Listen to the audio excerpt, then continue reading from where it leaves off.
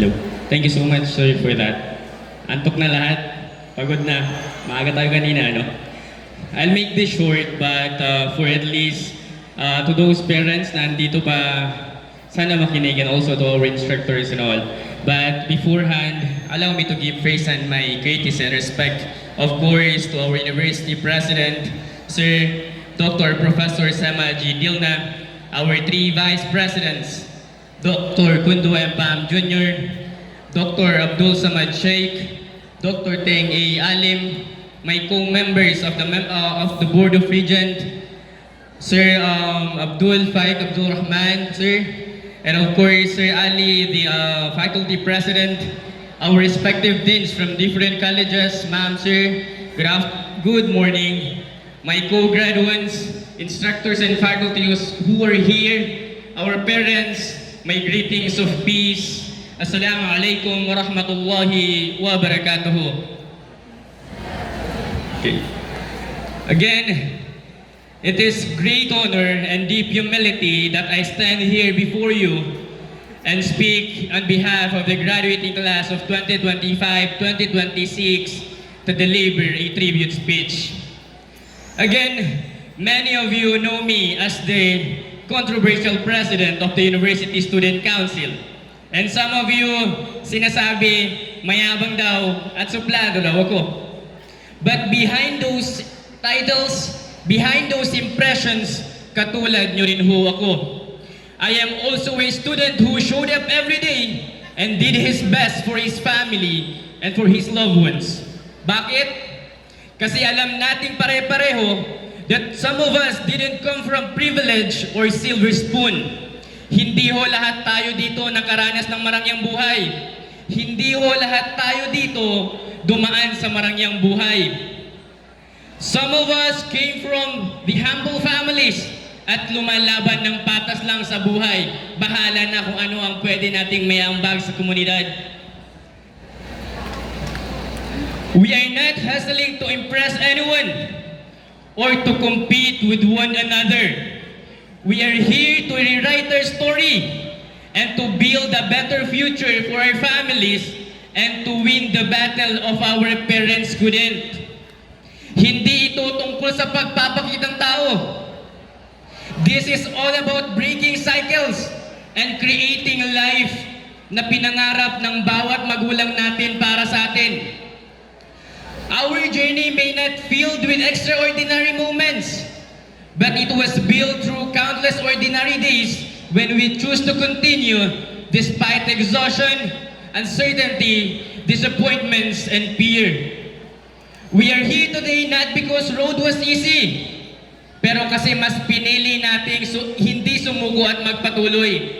Mas pinili nating tumuloy kahit pahirap na tayo. Just imagine, through sleepless nights, examinations, projects, responsibilidad sa bahay, responsibilidad bilang officers, responsibilidad bilang working students, at some of us, responsibilidad na ng pamilya kasi wala na hong mga magulang. But still, look at those sacrifices. We remain committed to our dreams. And look at yourselves right now, my co-graduates. We are almost there. At nagbunga lahat ng mga gusto natin at pangarap ng mga magulang natin. As we mark the end of our academic journey, we also begin a new chapters in our lives. The applause we hear today will eventually fade. Ngayon lang ho ito. Alam natin na mas may susuungin tayong mas malaking responsibilidad. Alam ho nating hindi madali ang tatahakin natin. But remind yourselves, our years in this university have taught us that we are stronger than we think. We are resilient than we believe and more capable than we ever imagined.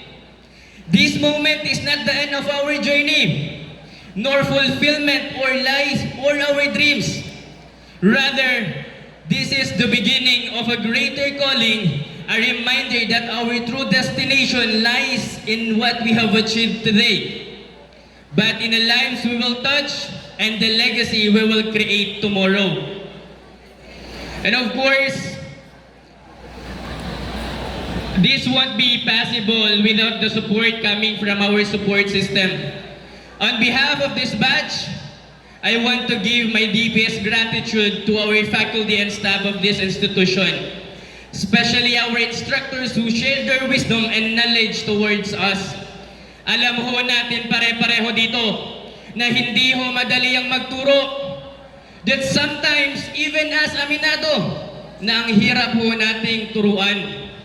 But just imagine, how come that our instructors, our faculty dealing with us, para ano? Para makarating ho tayo sa kung anong gusto natin. Kasi hindi naman ho nila pangarap ang pangarap natin.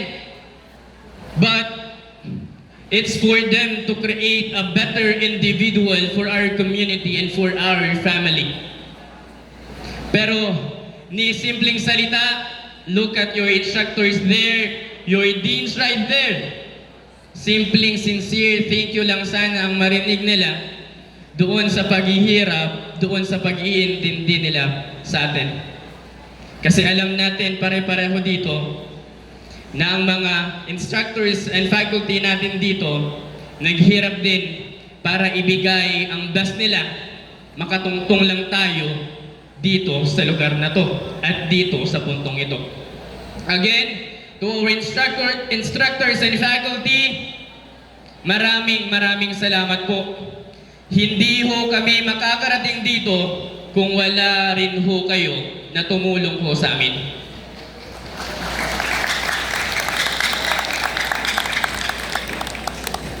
And of course, I want to give my deepest thanks also to our deans. Ma'am, sir, thank you for letting us part of this department, of your department. Thank you kasi tinanggap nyo kami sa kabila ng lahat ng pangungulit namin. Alam namin na during our enrollment period, isa kami sa mga makukulit just to enter and just to be part ng sinasabi nilang scholar ng bayan. And just simple as that, sana maging thankful tayo na nag-aaral tayo sa certain university na hindi gumagasto at walang ginagasto. Pure knowledge, and then our deans gave us the very privilege to be part of a certain university like the Cotabato State University.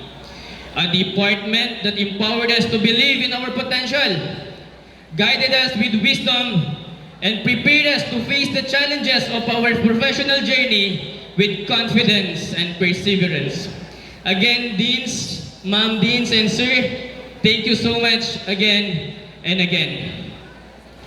And of course, I want also to give my heartfelt thanks to our University President, Professor Sema G. Dilnem. Sir Pres, maraming salamat po. Alam ko ho na minsan isa ako sa pinakamakulit na naging student leader. Just for all the students of the Cotabato State University na mabigay lang ang programa na gusto natin. Alam ni Sir Pres na gabi, umaga, hapon, even weekend, nagchat-chat ako, nagte-text ako, nangungulit. Kasi may mga student that they need the venue and every programs, and then Sir Pres always acknowledge my request. At maraming salamat po. Thank you, Sir Pres, for the full commitment to the student of Cotabato State University. Thank you for opening doors of opportunity and inspiring us to pursue excellence despite all those challenges. And of course, pasadahan ko lang, I want to give my thanks also and appreciation to Dr. Kundo M. Pang Jr., who also been my second father and my father in this institution. Sir Pam, thank you so much for your trust. Thank you so much for your guidance. Thank you so much in believing in me. Your support has shaped not only my academic journey, but also my character as person and as a leader. Your influence will remain in my heart, and I will carry those things by the time natatahakin na namin ng mas maganda o ko ang mas malawak na responsibilidad pa. And of course, the alma mater, our alma mater, the Cotabato State University. Thank you for becoming our second home and for transforming us into a better individual. Within your classrooms, hallways, and offices, we discovered our strength, confronted our weaknesses, and learned the lesson that extended far beyond our textbooks.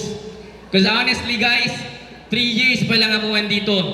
I am from Lambayong Sultan Kudarat kasi in Tacurong area.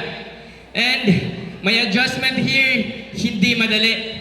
Just imagine, it because of the thing na wala akong kakilala dito, I tried to communicate and gather a certain communication with my classmates.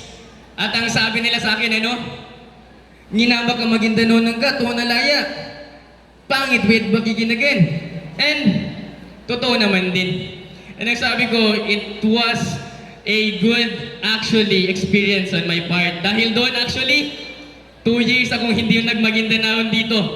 Continue, Tagalog ho ang gamit ko nang dumating ako sa Cotabato State University kasi nga awkward ako magmagindanaon. But, ganon-ganon lang. I stand here today at this podium a very proud students and a very proud student leader that I have the privilege and opportunity to represent all the student body of the Cotabato State University and the Board of Regents. Of course, hindi dahil lang yun dun. It because of this institution that I carry the knowledge and skill that this institution has firmly planted in me. Those lessons have shaped not only our minds, but also our character as future leaders and as future professionals, inshallah. And last but not the least, this won't be possible without the appreciation to our parents.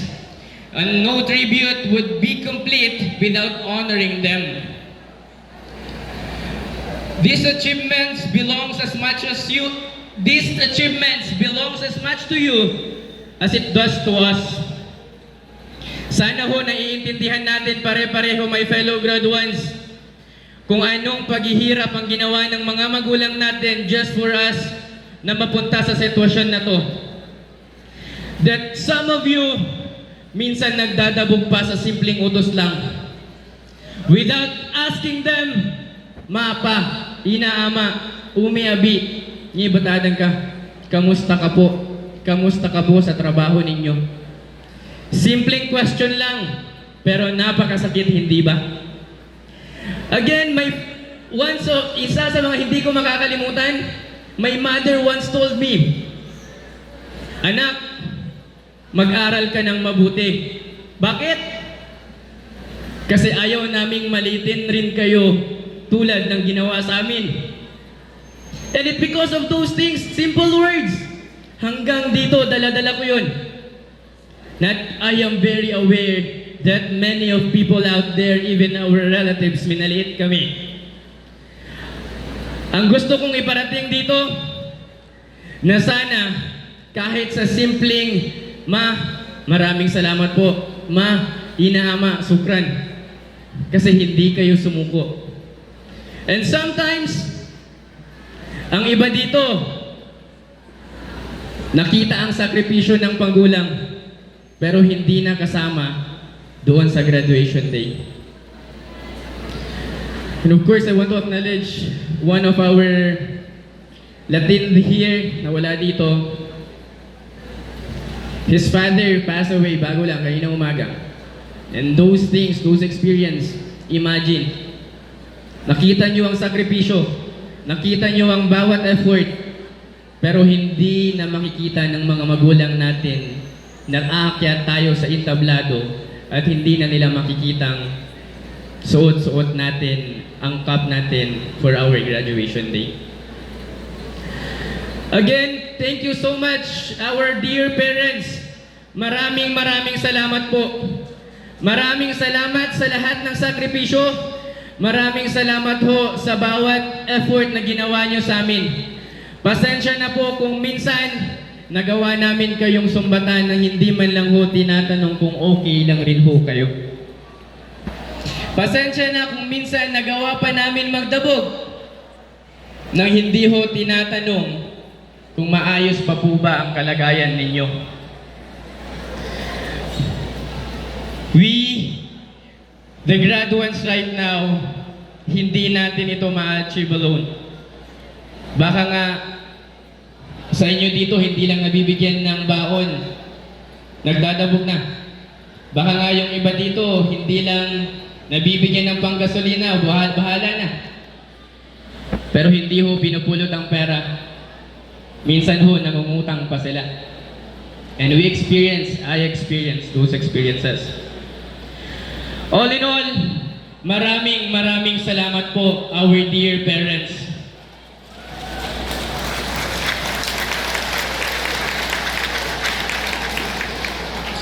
Above all, we give our highest gratitude to our Almighty, the Allah Subhanahu wa Ta'ala, for His guidance, mercy, and blessings throughout this journey. Truly, without Him, none of this would be possible, my fellow graduates. Our journey into the true responsibilities of life begins now. Let us continue to support one another, uphold the values we have learned, and face every challenges with humility, courage, integrity, and purpose. May we strive not only for professional success, but also for excellence in character and service. Once again, congratulations and good luck, Cotabato State University Batch 2025-2026. May our aspirations align with our efforts, and may we continue to bring honor to our alma mater wherever life takes us. Again, wabillahi taufiq wal hidayah. Wassalamu alaikum warahmatullahi wabarakatuh. Thank you very much, Mr. Luminda, for that heartfelt tribute